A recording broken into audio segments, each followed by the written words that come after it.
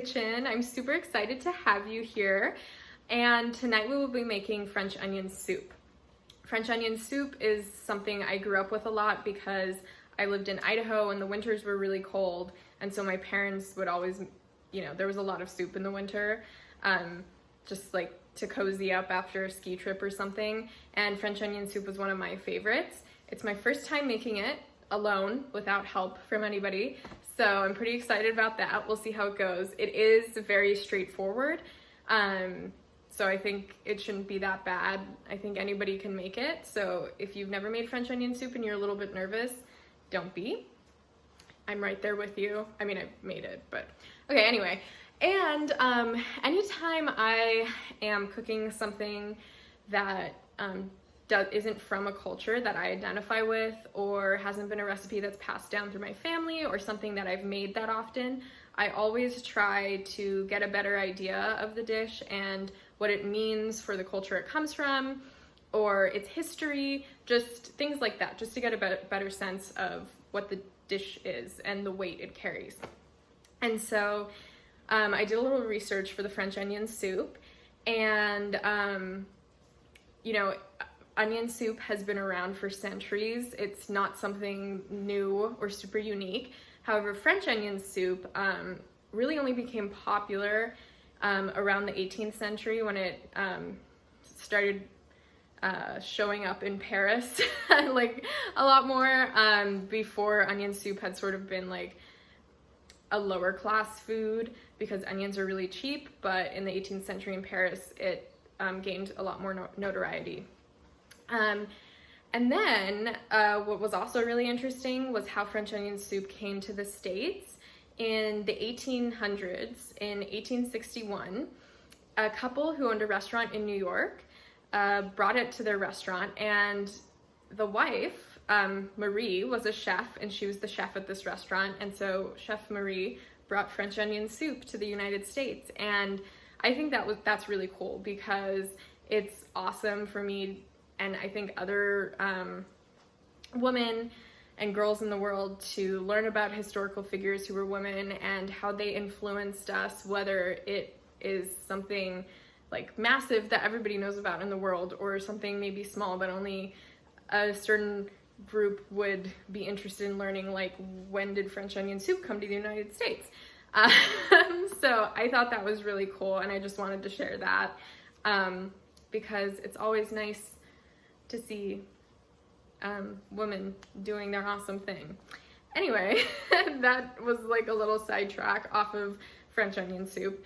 But again, it's really straightforward, and I'm super excited to share this with you. Okay, what we're going to need for the soup is 5 onions. I have 3 yellow onions in here, and then 2 sweet onions, and I've cut them in these like half moon shapes, and they're about 1/4 of an inch thick. And then I have 2 cups of Gruyere cheese that's been grated. Since Gruyere can be pricey sometimes, you can also use Swiss cheese. That's used quite often in French onion soup, as Swiss cheese. And then I've seen recipes where people use Parmesan cheese, so that's another option as well. And I've had it with I don't think I've had it with Parmesan cheese, but I've had it with Swiss, and I've had it with Gruyere, and they're both really wonderful. So Gruyere is just the traditional cheese. Then you're going to need a tablespoon of salt, a teaspoon of cracked pepper, 1 bay leaf, 1 stick of butter, which I've just cut up into pieces here, 2 cloves of garlic, and then some thyme. This amount of thyme is just from, I think, 2.5 sprigs of thyme, and then a sprig of rosemary, a French baguette that I've cut diagonally, so they look like this. And then you're also going to need 1.5 cups of white wine and 1/2 cup of dry sherry, which I have there. Now, for this, you do need bowls, soup bowls, that can go under a broiler in the oven, because that's how we'll melt the cheese on top. You can, if you don't have bowls that will do that, you could also do that in a microwave. It's just sometimes the cheese in a microwave gets a little gummy. So if you have porcelain bowls that can go under the broiler in the oven, that's perfect. And then we'll also need 4 cups of beef broth and 4 cups of chicken broth, and I have those over on the stove. Okay, so the first step is to, I'm trying to get this angled so you can see me in the pot, but the first step is to heat a soup pot on the stove. I have it up a little bit high right now, so I'm just going to put it down to like medium or low. And what we're going to do is take our butter, and we're going to saute all of our onions, our butter, our thyme, garlic, and rosemary and bay leaf in the pot for about 20 minutes. So you don't want this to be too hot because the onions are going to be in there for a long time. So I just got it hot so the butter would melt, but like I said earlier, I've turned it down now to medium, low, and I'm going to add the butter.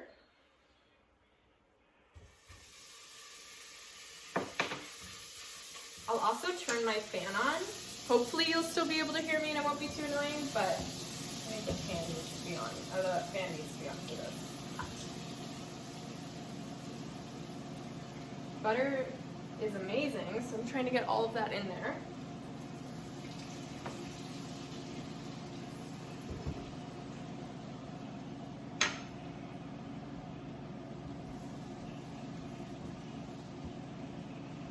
Then I'm going to add all of my onions, and remember these are 3 yellow onions and then 2 sweet onions.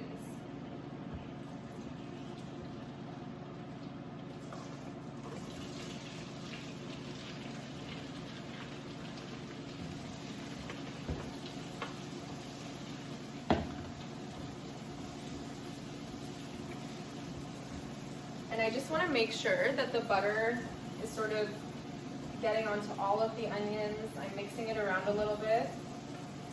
And this is a slow process because we want the onions to sweat. We want them to release some of their juices and to caramelize nicely. We don't want them to like burn right away. We want it to be a slow process. That was hot. Okay, now that my onions are in there, I'm going to add my bay leaf, as well as my sprig of rosemary, and my thyme. You could keep the thyme on the sprig if you want. I took it off of the sprig.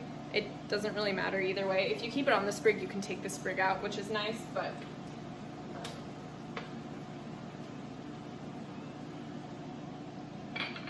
and then I'm also going to add my 2 cloves of minced garlic.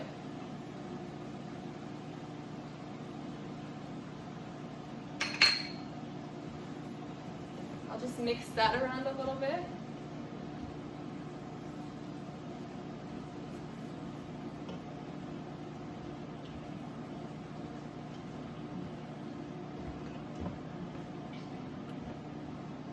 Hopefully all these flavors, since it'll be on here for a while, will really just like blend into each other and really come out and make it nice and strong flavor profile.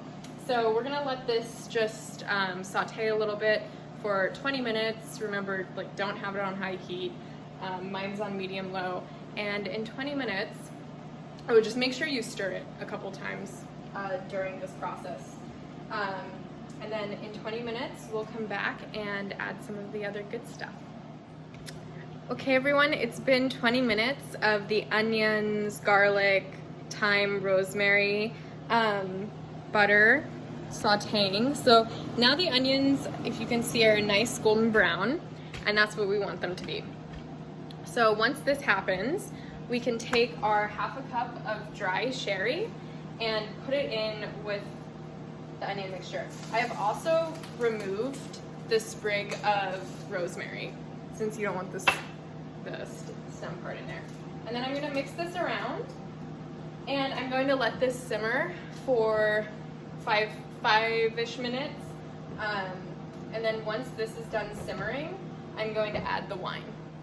So it's been 5 minutes since I put the dry sherry in. I've just been letting it simmer, mixed it once or twice, and now I will be adding the 1.5 cups of wine. This is just a cheap Chardonnay. When I'm cooking, I usually use boxed wine, which is fine, I think. Yeah, you can use whatever you want, but I just use cheap stuff to cook with.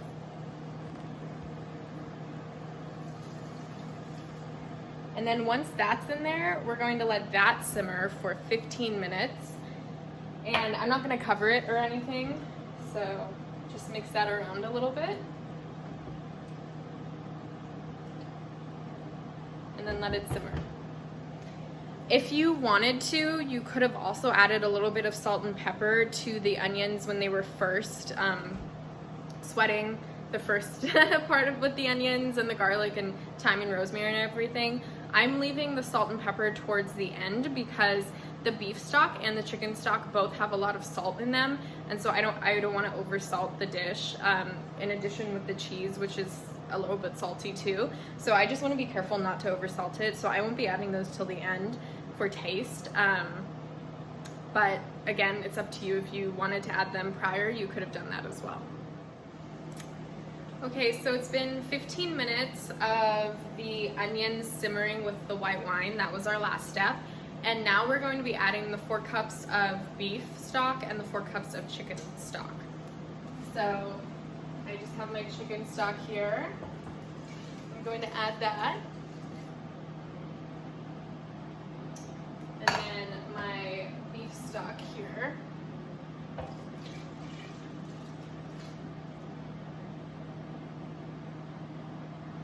And I'm just going to mix this around and make sure that it's all combined. And what we're going to do is turn up the heat and bring it up to the point where it starts to boil. And then once it does that, we'll bring it back down to simmering and leave this simmering for about 20 minutes. But while this is simmering for 20 minutes, towards the end of that, we can also take our bread and toast it. So I just have my bread, the French baguette that I sliced on a baking sheet, and I have put my oven to a low broil. So I'll just toast these in the oven. You can toast them in a toaster if you have that, or a toaster oven. I don't have those, so I'm just gonna do it in my oven. So yeah, we can do that and then let this come to a simmer. It's only been like a minute since I put the broths in, but I did decide to just add a couple pinches of salt and a couple pinches of pepper. I tasted it and I just thought I could use that. So if you do decide to do that, that's fine. I know I'm being a little loosey-goosey with the salt and pepper, and there's not a strict, this is when you should put it in, but sometimes that's how it is, and it'll be delicious either way. It's really just your preference with the salt and pepper. Like I said, some broths may be saltier than others, and so that's why it's important just to taste it and see what you like. Okay, so the 20 minutes is up on the soup. However, I got distracted while I was waiting and I burned my baguette. So I'm gonna be cutting some more and then retoasting it. So we'll just have to wait a couple more minutes because we cannot put this in French onion soup. Okay, so now my bread is toasted for the second time and it's not burned. So I took the soup off of the heat and I'm just going to be ladling it into my oven-proof, broil-proof bowls.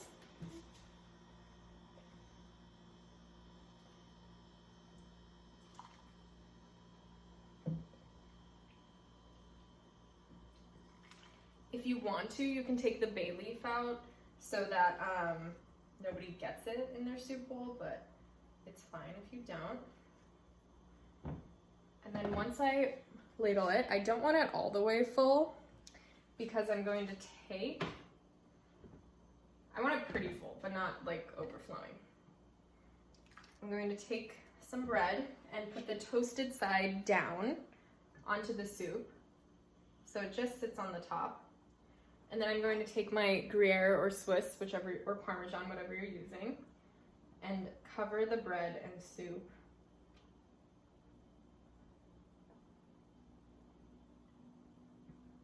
And then I'm going to place these on a baking dish and put them in the oven under a broiler that's on high. And I'm just going to wait until the cheese melts, and then I'm going to take them out.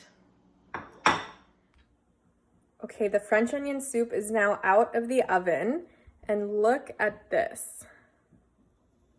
If you want the cheese to be a little more brown, you can leave it in longer. I just left this in for a couple of minutes, but it looks amazing.